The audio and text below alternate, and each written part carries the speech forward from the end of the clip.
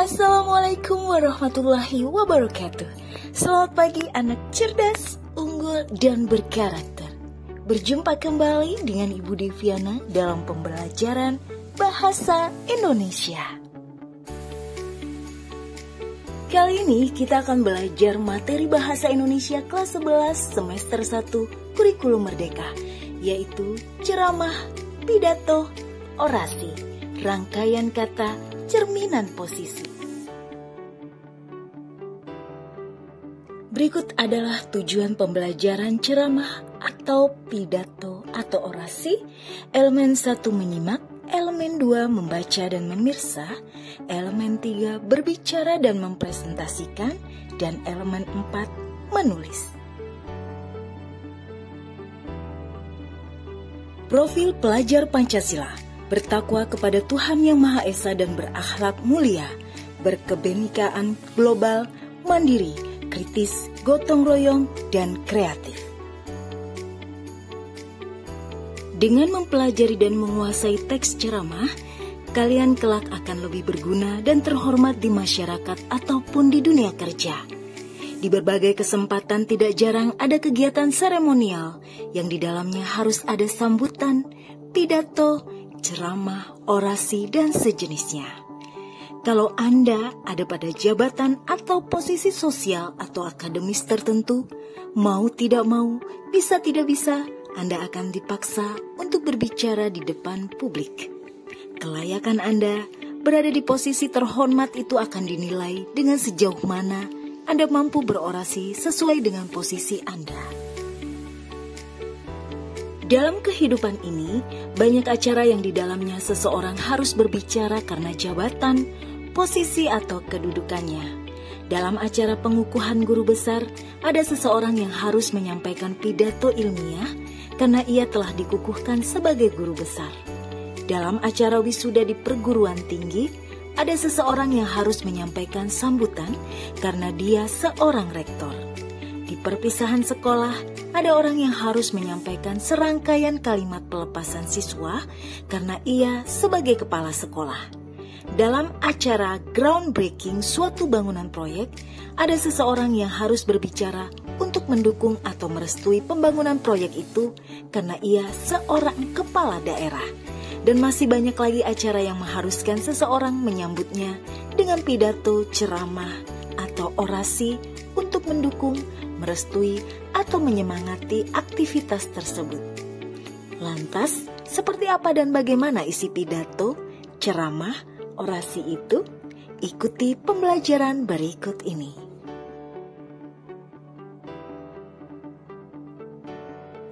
Elemen 1. Menyimak teks ceramah atau pidato.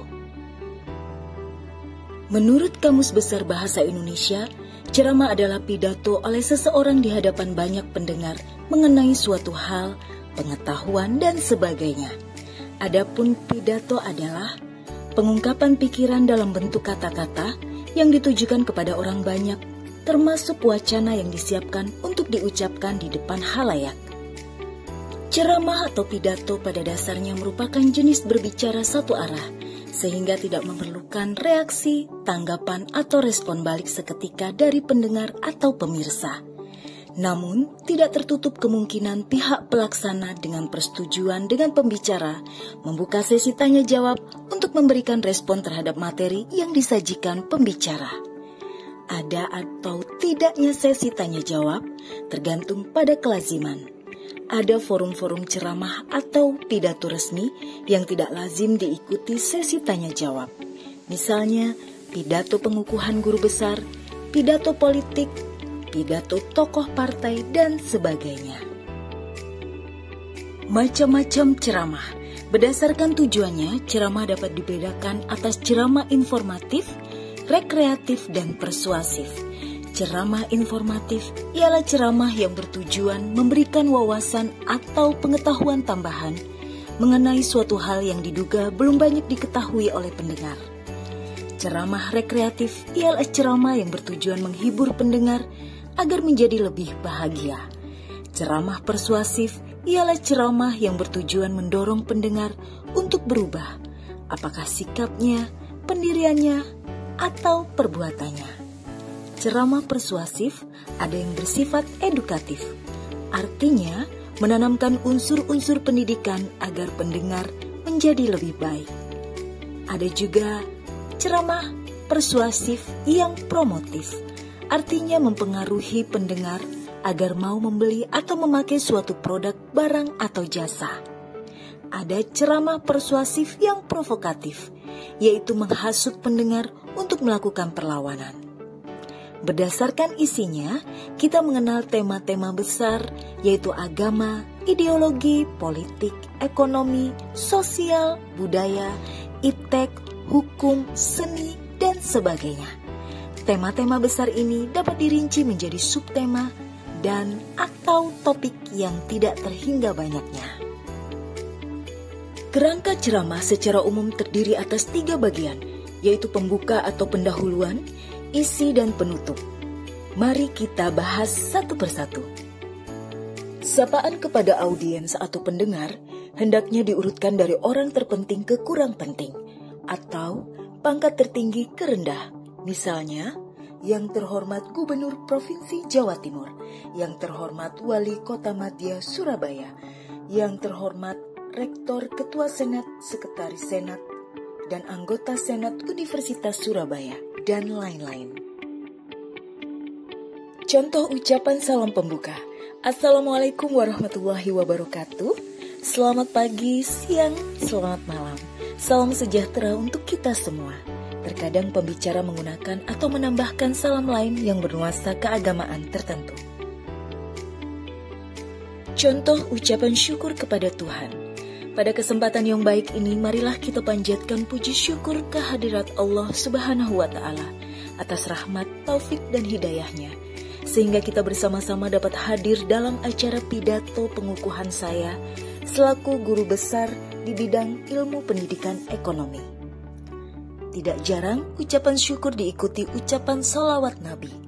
Contohnya, semoga sholawat dan salam selalu melimpah kepada junjungan kita, Rasulullah Muhammad Sallallahu Alaihi Wasallam, beserta keluarga, sahabat, dan para pengikutnya.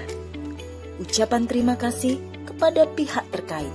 Contohnya, terima kasih kepada Rektor atau Ketua Senat Universitas Negeri Surabaya yang telah memberikan kesempatan kepada saya untuk menyampaikan pidato pengukuhan atas penerimaan jabatan guru besar dalam bidang ilmu manajemen.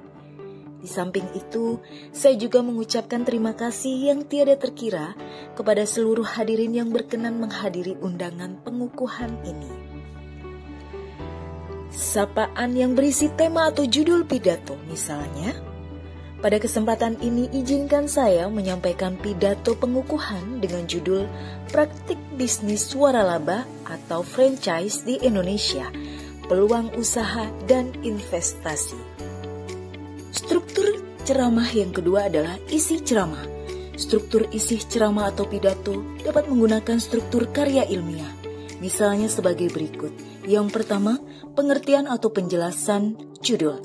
2. Latar belakang masalah yang berisi deskripsi keadaan yang seharusnya diikuti kenyataan yang ternyata ada kesenjangan sehingga timbul masalah, atau deskripsi keadaan yang baik-baik atau positif namun ada negatifnya sehingga juga timbul masalah. Yang ketiga, rumusan atau gambaran atau potensi masalah. Yang keempat, teori yang relevan untuk menjelaskan atau memahami masalah dan atau untuk landasan solusi atau rekomendasi. Dapat juga isi ceramah atau pidato menggunakan struktur jenis teks lain. Misalnya, teks laporan hasil observasi, eksposisi, argumentasi, eksplanasi, narasi, persuasi, dan sebagainya. Struktur ceramah yang ketiga adalah penutup. Bagian ini bisa berisi simpulan dan saran atau rekomendasi atau solusi, ucapan terima kasih, kutipan syair, harapan manfaat, permintaan maaf, dan salam penutup. Simpulan dan saran atau rekomendasi atau solusi, contohnya, dari uraian di atas dapat dinyatakan bahwa bisnis waralaba terbukti menjadi salah satu bisnis yang paling banyak diminati oleh investor di Indonesia. Salah satu alasan mengapa orang lebih suka memilih bisnis franchise oleh karena lebih mudah menjalankannya dibanding memulai bisnis sendiri. Ada beberapa jurus yang sudah terbukti kesuksesannya dalam menjalankan bisnis franchise. Bila posisi kita sebagai franchisee, maka sebelum membeli franchise, seyogyanya kita lakukan investigasi. Contoh ucapan terima kasih pada bagian penutup ceramah. Untuk mengakhiri pidato ini, izinkan saya menyampaikan ucapan terima kasih dan penghargaan yang setinggi-tingginya kepada semua pihak yang telah membantu saya dalam bla bla bla bla. Pertama, saya ucapkan terima kasih kepada bla bla bla bla, atasan atau pejabat yang telah bla bla bla bla. Ucapan terima kasih juga saya sampaikan kepada misalnya pembimbing yang telah bla bla bla bla.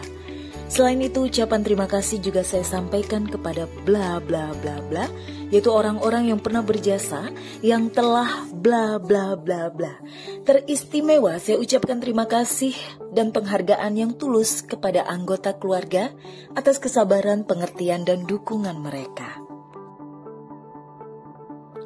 Kutipan syair lagu atau puisi misalnya, untuk mengakhiri pidato saya ini, satu pesan orang tua yang insya Allah akan terus saya ingat. Dedalane guno lawan yekti, langkah untuk berguna dan mulia. Kudu andap asor, harus rendah hati, wani ngalah dhuwur wekasane, berani mengalah akhirnya mulia. Tumung kulo lamun dipundukani, merendahlah kalau dinasehati. Ono catur mungkur, kalau digunjing abaikan.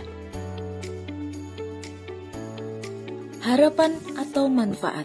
Contohnya, akhirnya saya berharap semoga pidato ini dapat memberikan manfaat yang berarti untuk pengembangan keilmuan di lingkungan Universitas Surabaya ini. Contoh apologi atau permintaan maaf. Biji selasi dapat dimakan, pohon dadap pelindung lahan. Terima kasih saya ucapkan, mohon maaf jika ada kesalahan. Contoh salam penutup. Wassalamualaikum warahmatullahi wabarakatuh. Salam sejahtera, salam budaya. Khususnya untuk pidato tema seni dan budaya.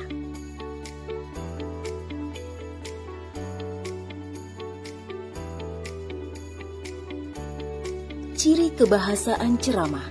Ciri kebahasaan teks ceramah antara lain sebagai berikut. 1. Mengutamakan penggunaan bahasa baku baik dari segi kosakata, struktur kalimat maupun lafal dan atau ejaannya jika ceramah atau pidatonya ditulis. 2. Menggunakan bermacam-macam struktur kalimat, baik kalimat simplek atau tunggal maupun kalimat kompleks atau majemuk. 3. Dari segi isi, sebagian besar ceramah atau pidato menggunakan kalimat deklaratif atau kalimat berita. Namun dalam ceramah atau pidato persuasif, sering terdapat kalimat imperatif, yaitu kalimat yang berisi ajakan, perintah, dan larangan, dan kalimat retoris. 4. Dari segi retorika atau cara penyajian, ceramah kadang-kadang diwarnai penggunaan kalimat retoris atau kalimat tanya yang tidak perlu dijawab. Juga bisa ada penggunaan kalimat langsung meskipun jarang. 5. Menggunakan pronomina atau kata ganti orang pertama tunggal atau saya atau jamak atau kami, kita. 6. Menggunakan pronomina atau kata ganti orang kedua. Anda, kalian, kamu. 7. Menggunakan kata-kata sapaan yang kadang divariasi.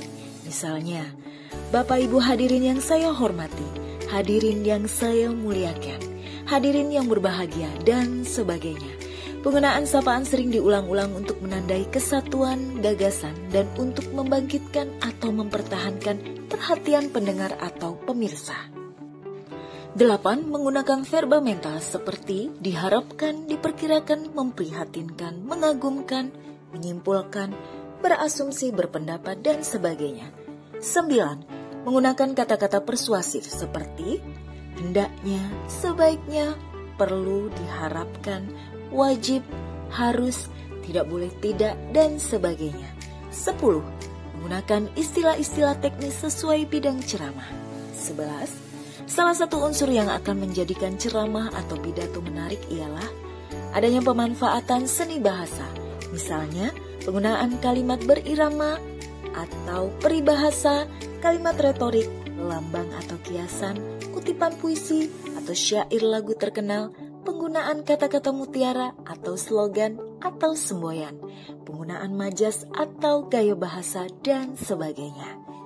Meskipun demikian, perlu diingat bahwa penggunaan unsur seni bahasa dalam ceramah atau pidato hanya merupakan bumbu atau penyedap, sehingga proporsinya harus dibatasi.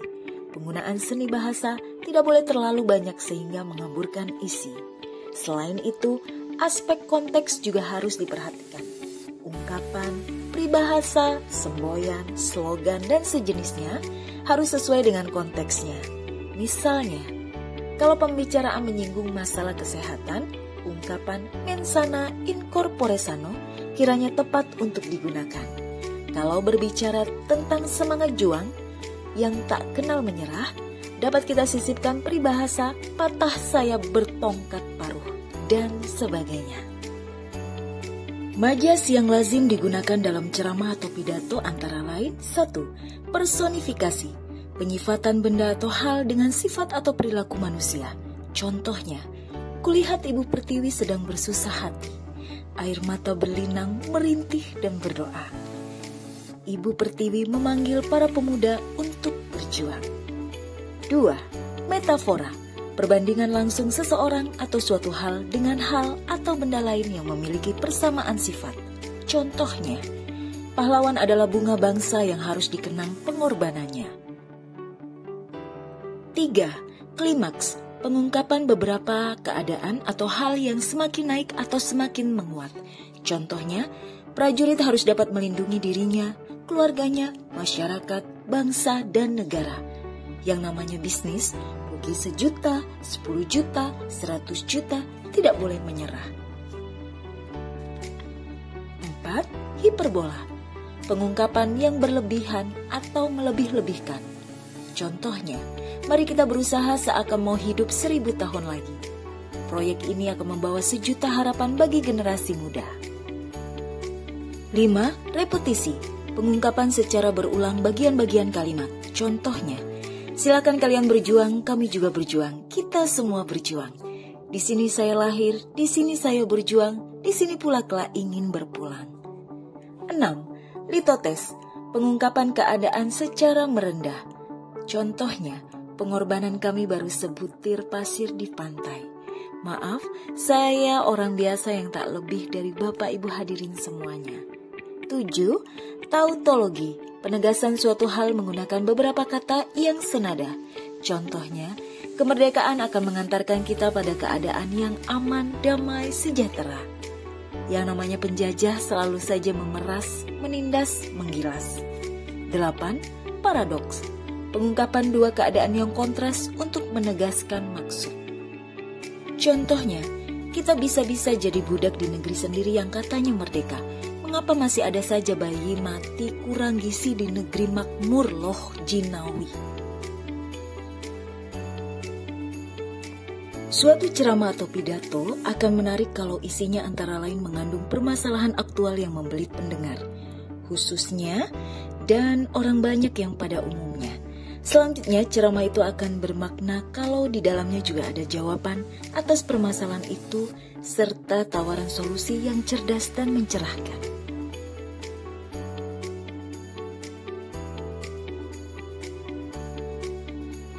Penyampaian informasi melalui kalimat-kalimat yang terlalu pendek sering terasa kurang komunikatif. Oleh karena itu, tidak jarang kalimat satu dengan yang lain digabung agar menjadi lebih komunikatif. Contohnya, ia bekerja di perusahaan, gajinya 500.000 per bulan. Jika digabungkan menjadi, ia bekerja di perusahaan dengan gaji 500.000 per bulan. Dalam penggabungan kalimat sering terjadi pelesapan. Pelesapan dalam kalimat majemuk bertingkat hanya boleh dilakukan pada anak kalimat. Perhatikan contoh lalu gabungkan kalimat-kalimat berikutnya. Contoh, mobil itu akan dijual. Mobil itu dicat terlebih dahulu. Contoh yang betul, karena akan dijual mobil itu dicat terlebih dahulu.